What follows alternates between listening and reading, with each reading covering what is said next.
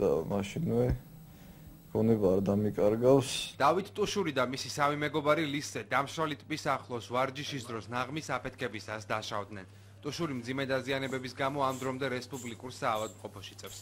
ნაღმის აფეთქების შემდეგ სხვა დაზარალებულები ექიმებმა საავადმყოფოდან უკვე გაწერეს. დაზიანდა 3 ადამიანი ჩემ გარდა. ისინი შედარებით სუბუქად იყვნენ. არაერთხელ ვინახავს ტურისტები იცდადიან ველოსიპედებით, დარბიან ბავშვები სამაშველოს.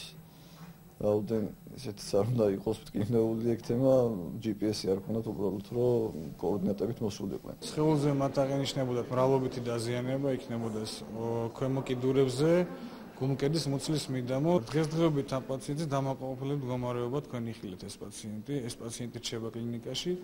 დანარჩენ პაციენტებს აგრეთვე ჩაუტარეთ ტომოგრაფიული კვლევა. კორები იყვნენ ორი გაჩერებული, იქით მხარეს დაბლა, აქ რომ მოვიდნენ, მე წავიდნენ, მე მგონი ვერ ავიდნენ და მასშტაბები წამოვიდნენ იქიდან. შემთხვევა ლისის ტბიდან დაახლოებით 1 კილომეტრში 28 სექტემბერს საღამოს მოხდა. რთული რელიეფის გამო აფეთქებისას დაშავებულ ახალგაზრდებთან სასწრაფო დახმარების ბრიგადა ვერ მივიდა.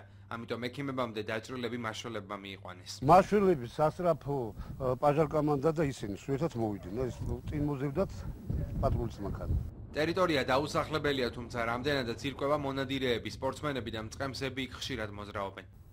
რამდენად უსაფრთხოა თავისუფლად მოძრაობა დამშრალი ტბის ტერიტორიაზე, ამისი თქმა დანამდვილებით რთულია, თუმცა როგორც შინაგან საქმეთა სამინისტროში აცხადებენ, ტერიტორია გაწმენდილია და აქ ნაღმები აღარ არსებობს. ეს არის სწორედ ის ადგილი, სადაც 4 ახალგაზრდის სიცოცხლეს საფრთხე შეუქმნა ლულის ქვეშა ყუმბართ მტყორცნის აფეთქებამ.